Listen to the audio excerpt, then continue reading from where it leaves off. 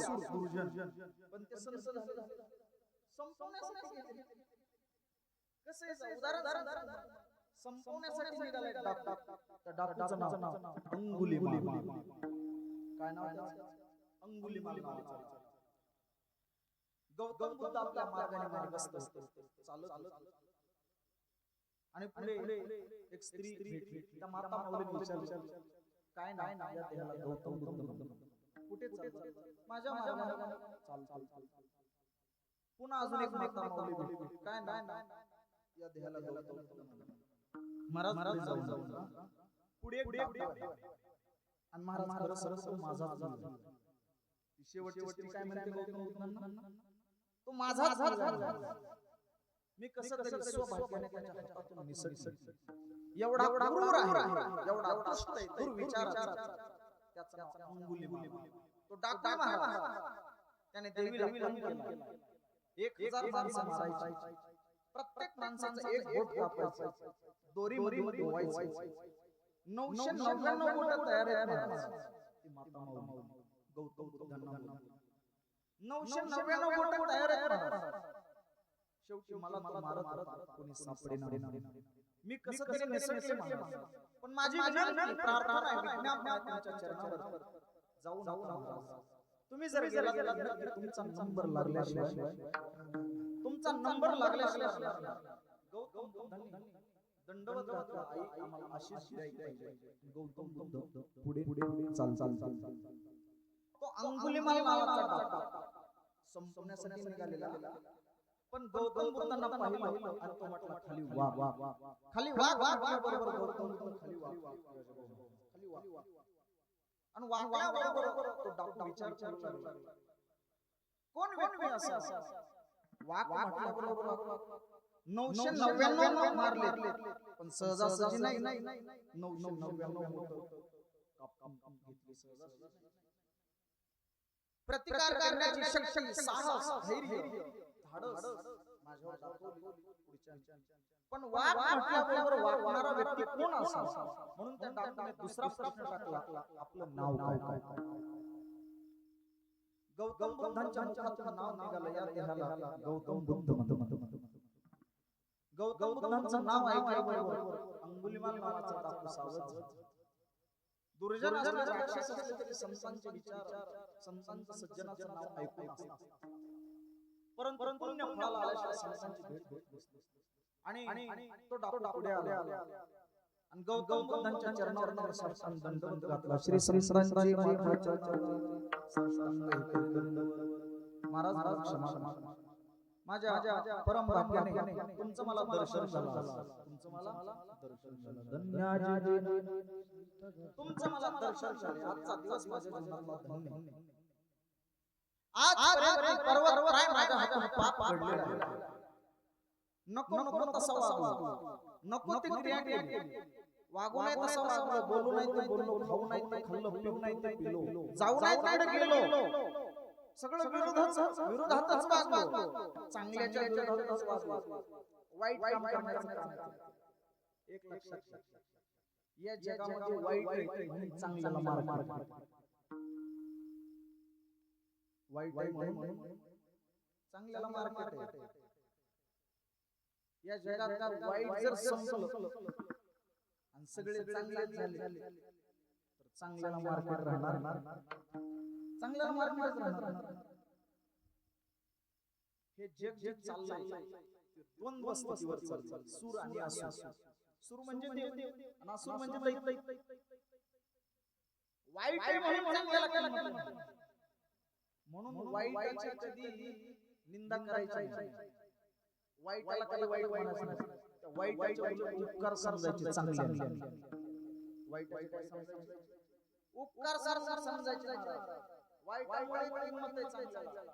बरं, त्या वाईटाकडे सगळ्यात मोठा गुण कोणता असेल? सुंदर म्हणा. तर त्या वाईटपणा आपल्याकडे घ्यायचा. वाईटपणा आपल्याकडे घ्यायचा. वाईटपणा घेतलाय किती मोठा गुण आहे त्याचा. वाईटपणा घेतलाय म्हणून तर आपल्याला किंमत. म्हणून तो अंगुलीमाल नावाचा डाकू बोलतो, मी एवढा वाईट वागलो महाराज, क्षमा करा. आजपर्यंत पाप केलं.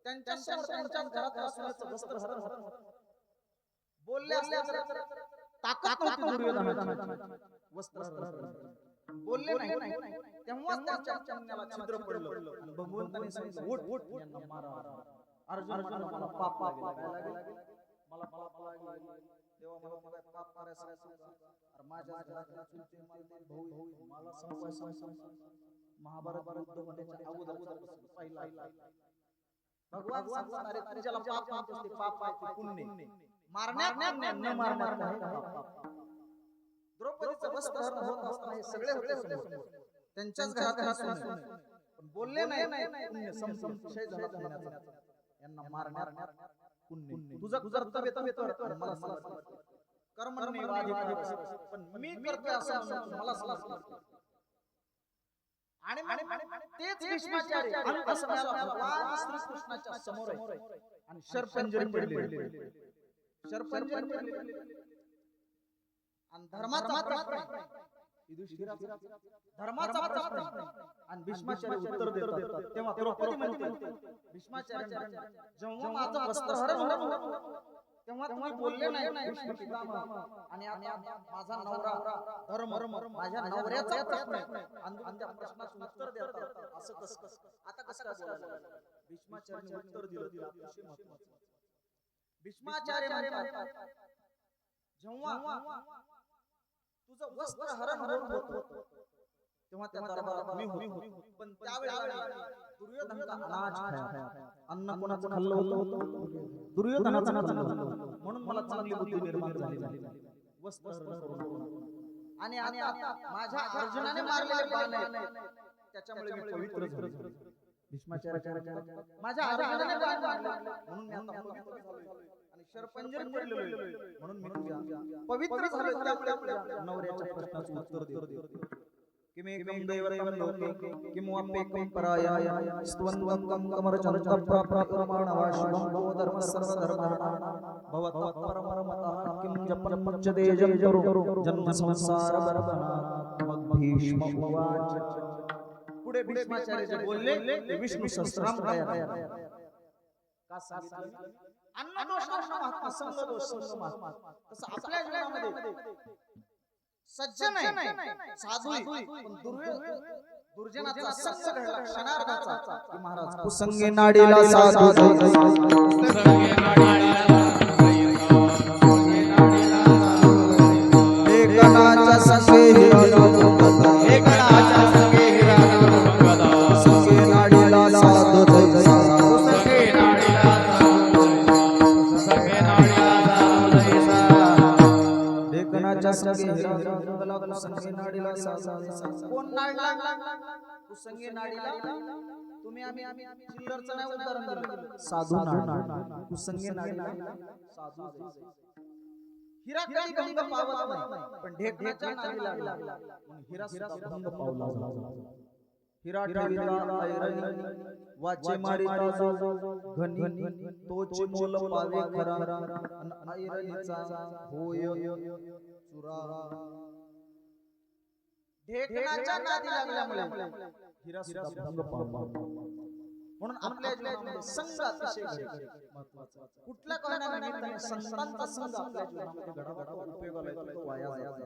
संत समागम एखादी परी परी म्हणजे तुम्हाला थोडं रामायण कुठल्या कारणाने संतांचा संघ घडला उपयोगाला लागतो रामायण आई राव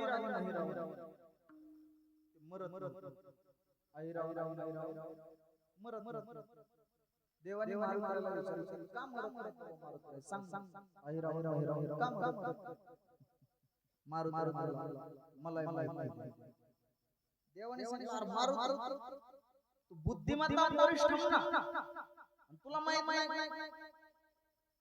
मारू एक जण मारू त्याच्या पोराला विचारलं आई राव का मरत कोणाला विचार मारू त्याच्या बरोबर आहे. तू म्हणता तुला गांजा पिजात ओढून नाही झाला मारू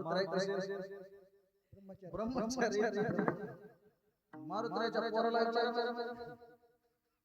नक नक वाजवायचं तापून आला काय बोल काय सांगताय काय आम्ही थोडं काही वेळ बोललो न पटायचं लोक काय बोलते काय सांगतात कुठे खेळ महाराज खेळ खेळ रात्र खेळ आपण भोगलेला त्याच्या आधी 28 तारखेला अंबाजोगाई गेलो आपण 30 तारखेला तिकडे मान एक तारखेला कळम हिंगण रोज तुमचा खेळ राव कुत्र्यात तुमच्यात काहीच बदल नाही येऊन कस काय कुत्र्या सरासर मी बोंबलं फिरतात मला दिवसभर घरी तसे एक जण काय म्हणाला आहेर काम करत नाही मार करायचा पोराला आता मार करायला मार ब्रह्मचारी मी तुम्हाला मार पोरगा गप्पा मार पटवून द्यायची म्हणजे गप्पा नाही पुराव्यासहित रामायण ज्यांना कोणाला रामायणाचा अभ्यास असेल आणि ते असं मोगडं नाही सांगत नाथ महाराजांच्या भावार्थाला शांतीवरून एकनाथ महाराजांना 44,000 यांचा ग्रंथ दिला आम्हाला आणि आम्ही एकनाथ महाराजांना जय म्हणतो आजपासून एकनाथ महाराजांना जय म्हणतो नाथ महाराज म्हणजे खेड्यापाड्यात उचलत महाराज आणि एकनाथ महाराजांचं कार्य लोकांच्या डोक्यात एवढं मारताच्या पोराला विचारायचं আহিरा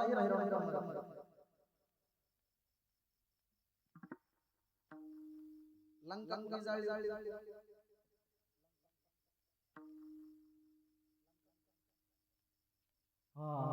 असं लंका कुणी जाळली ते म्हणते ओय महाराज आपल्याला काय माहित नाही निघालो मला मी नव्हतो तिथं मला काय माहित मारताय लंका जाळली आणि शिप विजवायला कुठे गेले मार समुद्रात आणि जेव्हा मारुतीच्या अंगाला घाम आलेला त्या घामाचा एक समुद्रामध्ये पडला आणि ती मगरीच्या पोटात आणि त्या मगरीपासून एक मुलगा त्याचं नाव मकर त्याचं नाव काय मकर मग ती बोल झाला वर्गात झाला त्या पोराला विचारलं मारुती আহিरा का मरत वर्ग आपल्याला मम्मीला विचार मारुतीच्या बाईक कोण झाली मगर झाली ना मारुतीची पत्नी आता मग मारुतीने त्या मगरीला विचारलं আহিरा ती म्हणली हे बघा मारुती मला बी सांगणार तुम्ही काय करा त्यांच्या बाईकला विचार कोणाच्या আহিरा ती सांगून तुम्हाला আহিरा कमर महिरावणाच्या पत्नीचं नाव काय बोला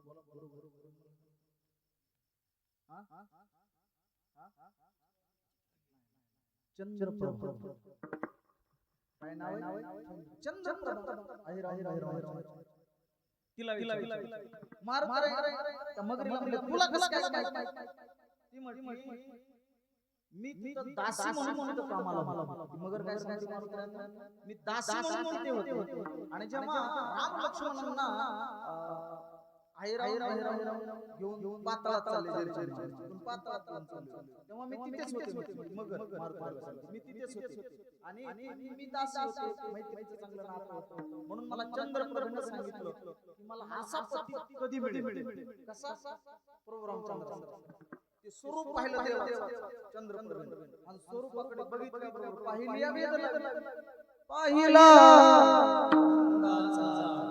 बघितलं वेळ लागला मला रामासारखा पती कधी मिळेल रामच मला पती कधी भेटेल तिला सांगितलं तुझी इच्छा पूर्ण मार मग तिचं काम तुम्ही करा ती सांगितलं আহিरा मारुतीला लगेच चंद्रप्रभेच्या दारात पण मारुती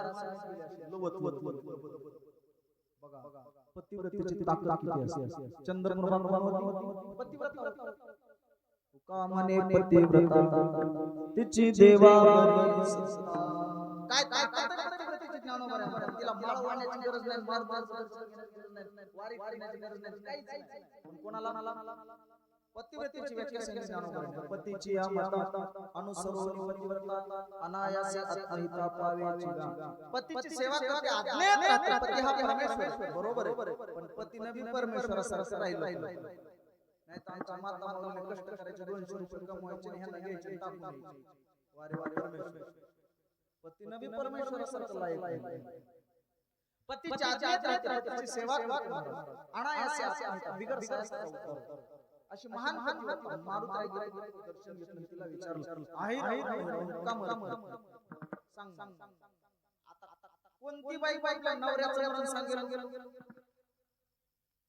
कोणती पत्नी सांगेल आपल्या नवऱ्याचं? कुणीतरी सांगेल. चंद्रप्रभा म्हटले मारुतीला तू मला का विचारला? माझ्या मालक कसले काल माझा मालक माझं सौभाग्य मारुती म्हटले हे बघ मोख रे, पण ते असुर आहे, राक्षसाच्या बाजूने गेले आणि देवाने सळो करून सोडले. देवादेवांना त्रास दिला. तुझं काम कर काय इच्छा आणि मग तुझी इच्छा तुझ्या मनात जे काही मनोरथ असेल तुझं पूर्ण नक्की दिला मला शब्द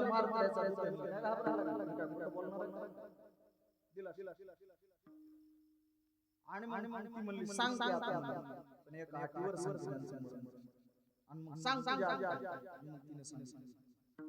हर्ष बोले चंद्र ससा म्हणे ऐक पवन नंदना कांत व्हावा रघुनंद मनोनी सांगते पती मरण. हर्ष बोले चंद्र ससा नाथ महाराज आणि मग म्हणे ऐक पवन नंदना कांत व्हावा रघुनंद मनोनी सांगते पती. प्रभू रामचंद्र जर मला पती म्हणून मिळत असतील, ते माझ्या घरी येत असतील, त्यांचं दर्शन त्यांची भेट मला होत असेल तर मरण सांगायला तयार. मार दिलं काय आता संन्यासाला असल्या त्यांना काय गरज आहे का सोयीची मारुत काय कोणी संन्यासी असणार जाऊ आणि मारुत पण तिला सांगितलं हे बघ चंद्र जेव्हा तुझ्या घरी रामचंद्र येत देवाचा जर अवमान झाला देव उभ्या पावलाने निघून एक सांग ती म्हणली काय नाही वर म्हणलं की सम गणित सोडायला काय वर का म्हणे त्यांच्या कळले आम्ही वर सांग काय नाही तिने सांगितलं पाताळातून धुंगे अमृत घेऊन युद्धामध्ये आणि आयुर्वेदाचे जेवढे थेंब पडतात तेवढे थेंबावरती अमृत शिंपडतं आणि अमृत शिंपडलं की प्रत्येक थेंबातून पुन्हा पुन्हा काय नाही मग काय म्हणायचं भुंग्याचं नाही ना भुंगेला गेले भुंगे काय साधे भुंगेची विल्हेवाट लावावं लागतं. मारुतीने शेपटीला आली मारुतीला हाणामारीचा गमतच का मारुतीला उत्साह शेपटीला आली सपा सगळे भुंगे मारून राक्षस एक